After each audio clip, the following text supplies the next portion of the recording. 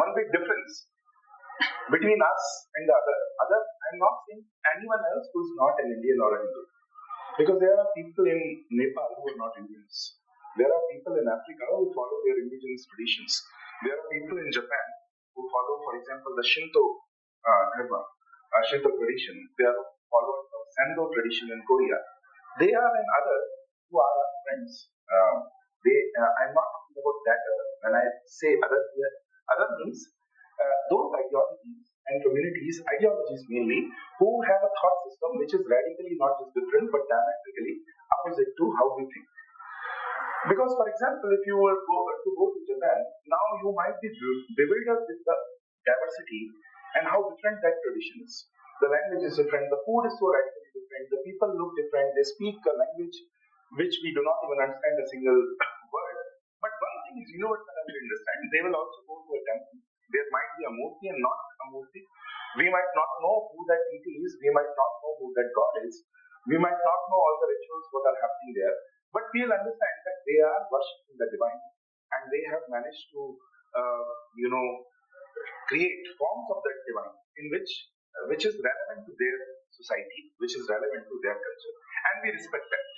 We will, of course, keep worshipping our gods and deities. We will keep following our traditions. But when we go to Japan, the thought will not come to our mind that, oh, let us remove these vigrahas, these murtis, or let us destroy these temples, Shiv, in its place, we should build our own temple or we should build something else. This is not the thought that comes. So, what's common between us and Japan, or us and the traditional followers, Sendo tradition and Korea, or whole of China? So, China is very wrongly translated just as a Buddhist country. To us, for most of us know China is a Buddhist country, but if you even their government has now differed in the last 5 or 6 years, they've taken a difference.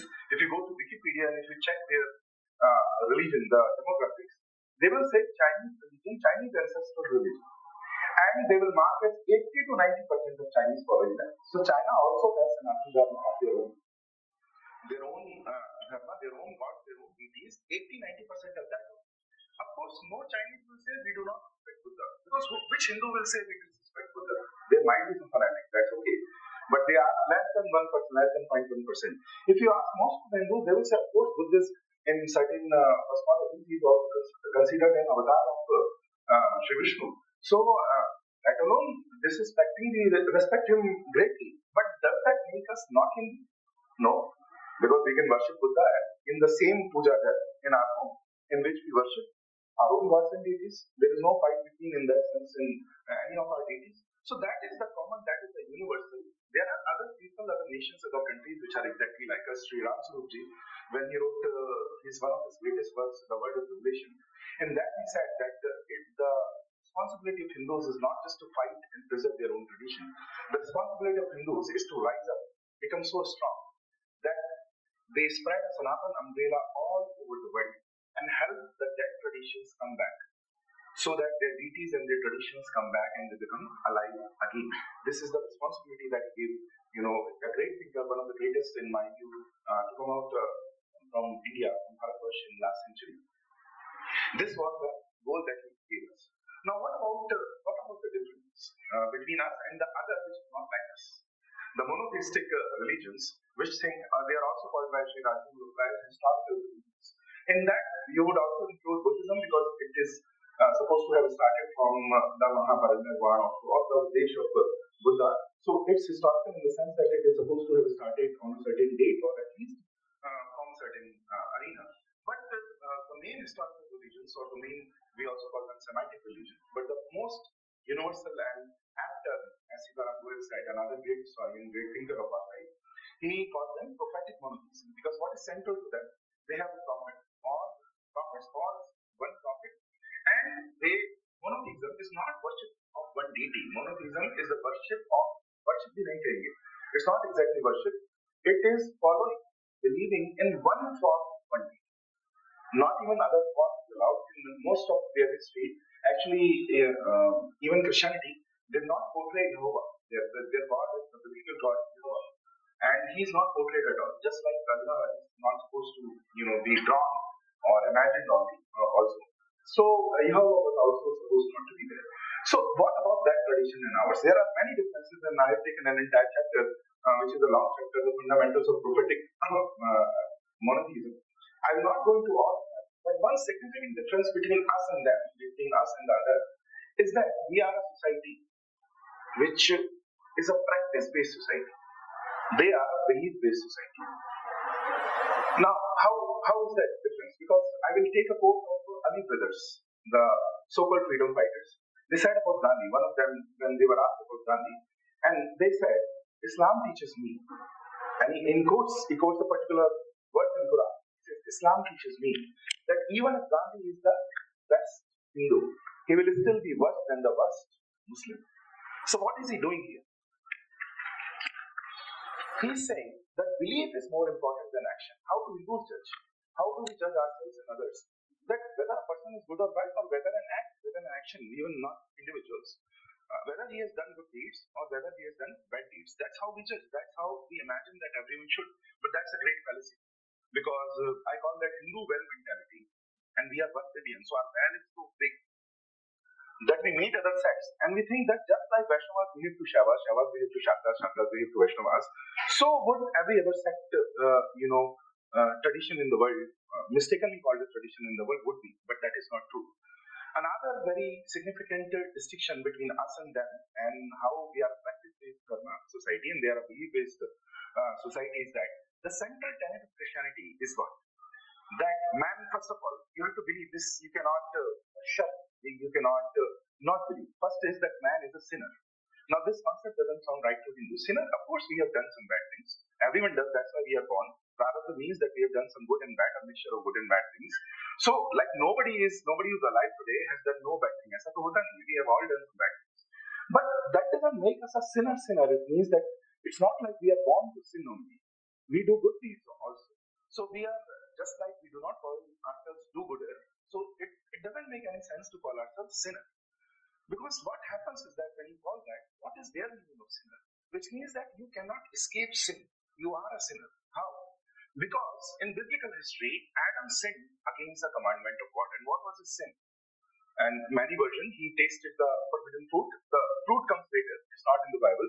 But, a lot of people interpret it differently.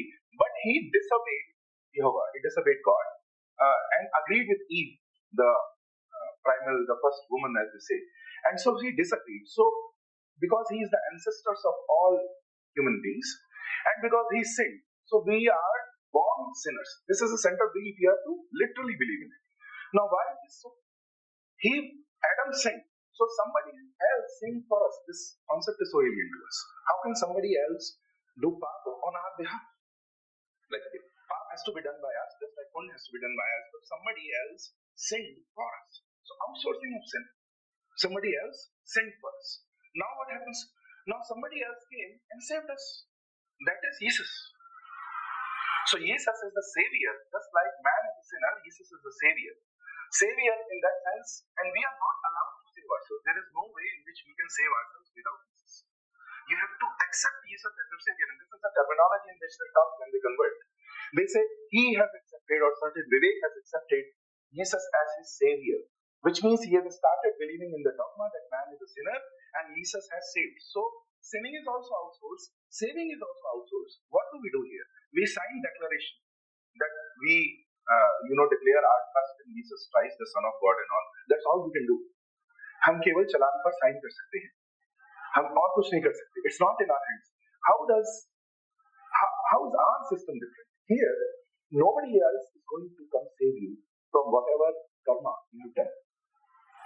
It seems hard at first that nobody else is there, but it is 100% in every individual's control to absolve himself of the cycle of life and death, which is the greatest goal in our dharma tradition, is to get moksha. How to do that? To meditate, to raise our level of consciousness to a level where we realize the false identity of ourselves, and we realize our true identity. That is called in various things. English they call approximation, self-realization.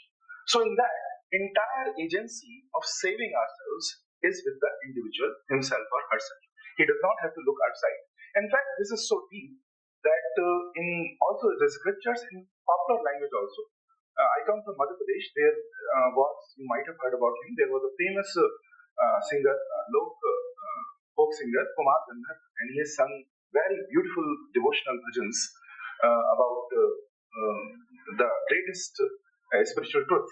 One of that is very beautiful, Urjayega Hansakila, if you might have come across it. So Urjayega Hansakila means he's talking about the soul and the spiritual aspects. And there is one line in that, I've also written about that in the book. There is one line where he says, Guru ki karni, Guru jayega, Chele ki karni, Chela. In which he says, not even a Guru can walk the path for the Shishya. He can show him the path. He will guide him through. But he cannot walk for the Shishya. So not even a Guru will absolve you of all your karmas that you have to do yourself. So this is the absolute agency, this is the kind of agency that Hindus and all traditional systems all over the world before Islam and Christianity took over, every traditional system had this sort of, not belief, but this sort of worldview about themselves. That if there is something bad, then we have the control over ourselves. Nobody is coming to save us, nobody is coming to sin for us. We do not outsource karma. Karma cannot be outsourced. So that is the belief which goes, and you see it even in modern civilization. You are told to, why don't you buy a service for something that you do at home? For example, there are now services for everything. For example, if you have children even from 3 months, you have, or even in 1 month, you have crashes in other places. So why waste time on inferiority? They say you can outsource it. There is a service which you can buy. You spend money, economy grows, and you will be shocked how they give examples of this in classical, in very mainstream classes. For example, they give the example of one family in which only one person works, husband or wife, and the other remains home and brings up children. He says now economy is not going through this. What will happen? How does economy grow? If you put the kid in school or in crash from since he's 3 months old, then for that, first the mother or the father has to go out and work, both have to go out for work. Then put the child in crash or some other such institution. And what will happen? Both of them will take some transport. Both of them will, go outside. They will learn something. They will spend something. You put the child in some institute. Then you will spend something. Then the child might have childhood trauma because of being there so much of his time. And then there will be therapy which they recommend. So GDP, this is the traditional example that they give. GDP grows 7 which ways. So why not do this? Because that growing the GDP is the only goal in that sense. So this is just a small aside that I took. But that's a civilization of outsourcing. Outsourcing even saving, outsourcing even sinning. So our society is based on, our system is based on practice and not belief. Belief doesn't mean anything to us. To be Hindu, and a lot of Hindus I'm very happy to see have started saying I'm a practicing Hindu, not a believing. So they say I'm a believing Muslim or I'm a believing Christian. We don't say I'm a believing Hindu. Because there is no belief here. There is activity, there is practice, action and practice. I'm a practicing Hindu means when I wake up, there is some ritual in my life. Either I meditate or I do something. So I practice Hindu Dharma. So I am a practicing Hindu, not a believing Hindu. So what is that difference? Because a lot of people will say, Vedas, we also have the concept of Shabda Pramana, which that word is an authority here. We have the entire system of Pramana in our tradition. But they say this is like, Bible is truth and Quran is truth, and it is the same, it is not the same. Everything that is written in our Shastras, in our text is very clear. Just that the laboratory is different. In the scientific laboratory is of course outside. The laboratory of yoga is inside. You turn inwards, you do meditation, and then you find that everything that is mentioned in the Shastra is true at some place. The truth written in the Upanishads is what every countless of Jnanis and Jivan Muktas over the history of Bharatvarsha have gone on that journey, internal journey of yoga and meditation, as they have found those truths to be true. Nobody has disagreed. That's why Vedas are Shabda Pramana. Because they were created by Jnanis, then they were confirmed by countless of Jnanis. It's not similar to there. And that's why it's difficult to practice Dharma. Because there is something to be done. There, it's only thing necessary is belief. There is nothing else. Only thing necessary is belief. Of course, in Islam they will enforce some practices on you. But even more than that, belief is more important. You cannot unbelieve in some of the central tenets and dogma. For us, example, if some person does not worship Sri Ram, can you say that he is not a Hindu? It's not true. He might worship Krishna, he might have Astha in some other deity, he might have Astha in Bhagavati, and that's entirely okay. Nobody will force him and say that this is one deity you cannot not believe in. That is not true. So this is why we are a society based on practice, and that's how when you have pramana of something, when you can testify, when you can check whether what is written in your book is true or not, there is no need of violence. Now, where does violence come in? Prophetic monotheism, which is Islam, Christianity, Judaism. Judaism doesn't convert anymore. It used to 3,000 years ago, but not anymore. So it's not a problem for us because no matter how bad you may think about me, thoughts you may have about me, if you don't force it on me, that's okay. But if they tend to convert, their central tenet is everyone else has to be converted to their brand of religion and their brand of ideology, then the problem comes in. So this is why we need to be aware about them, because in their theology, their cosmology, it shouldn't be called cosmology exactly, but theology, it is very important that they propagate their religion by converting whole of the globe, all of society, to their own brand of religion. And there is a lot of fight between them. For example, in Islam, there is not just two sects, Shia and Sunni. There are many sects, many smaller sects. For example, the Ahmadiyya sect in Pakistan, some Ahmadiyyas are here in India too. They are also an Islamic sect. The Baha'i, the Lotus Temple, they are actually Muslims from Iran. And they are not peaceful. If you read their book, it's even more violent than Quran. And their goal is also to convert whole world. They are few lakh. And their goal is to convert the entire globe to Baha'ism. They have copied Quran almost word to word. The only dispute is that they don't think that Prophet Muhammad is the last prophet. They say that Baha'i is the last, Baha'u'llah is the last prophet. And so this has made them a pariah, made them enemies of the mainstream Islamic societies. And Muslim societies also have Christianity has 24,000 sects. So it's not like they are united. They also have a lot. But what happens is that when we look at so-called pagan gurus, people like us who worship murtis and vigrahas, they see us as hated idolaters to be converted. So all of them will agree that these people are wrong. They worship devils. They worship the Satan. And so all of us have to convert. So for us, it is, the problem multiplies manifold because all of these sects want to convert us. When one sect is defeated, another comes in, third comes in, fourth comes in, and then the endless streams just keep coming in. All of them believe in this. Now, why do they believe? Why does violence come in here? If you go in the history of religion, Europe, this idea of secularism came from there. It's not our idea. And how did it come there? Because 400 years ago, what happened is that Protestant revolution came. They said that Catholic Church cannot have the monopoly on, Bible, and everyone can read the Bible. But who everyone? That was the time when they could have read that, you can, just like Hindus do, anyone can read Gita and also extract meaning from it. That's okay. They are free to do so. Unless they force everyone else. No, but they did not do so. Because there is no meaning of Satyapan, there is no meaning of testing whether something that is written in their book is right or not. We have the means to test. Do yoga, do meditation. You will realize those experiences. But for them, there is no way. It's one person's word against another. So what happened 400-500 years ago, when Protestant revolution ended the monopoly of Catholic Church, many churches came, and each church started saying, we have the correct interpretation of the Bible, everyone else is wrong. And what happened is that small kingdoms, small principalities started adopting one after another of those sects, and they said that everyone else has to be killed or forced to convert to our sect of Christianity. This is happening between Christianity only, by the way, not even others are involved, between different sects of Christianity. So then they said, then there was so much bloodshed for 100 years. Then the society sat down and say that this is, if we keep doing like this, we will eliminate ourselves. So then this concept of secularism came, that no king can proclaim a Christian sect to be the state religion, and you have to keep your religion in private and not show in public, so that this peace is restored. So it's basically their convention. But why is that so? Why was there so much fight? Because once I can understand that Catholic Church, one institution might have, created a monopoly. But when that monopoly was ended by Protestant revolution, why did the violence not end? It should have ended then. The violence increased manifold. It is because they have no means of checking. They do not know what is the fundamental means of checking the truth, which for us is meditation, which for us is yoga. Take a diksha from a guru, maybe in a sampradaya, go on an internal flight of meditation, increase your states of consciousness, and see the truth for yourself. Witness, experience the truth for yourself. They have no such means, and that's why all the violence.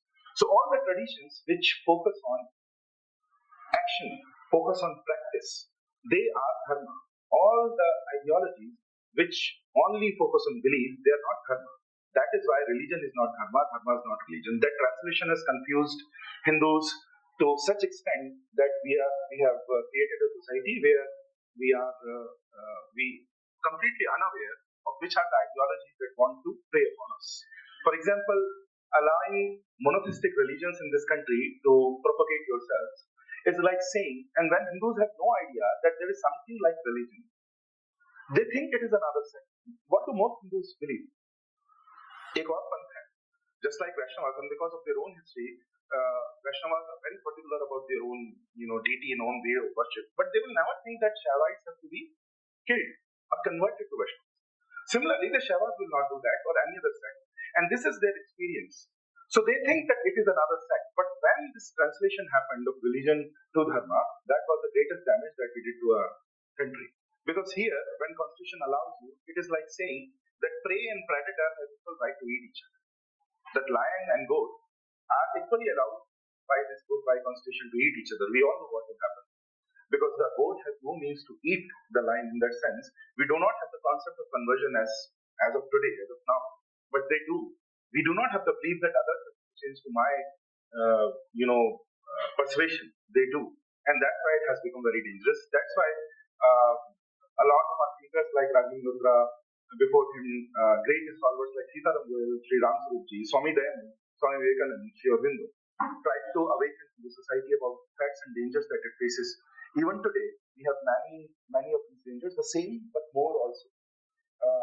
Because secularism as a concept, when it was implemented, it blinded only one side and kept strengthening the other side. So the Hindus are unaware. There was no need of a system like secularism in India because no Shaivites were killing Vaishnavites or vice versa. That happened in Europe. That system was necessary in Europe. That system was not necessary here.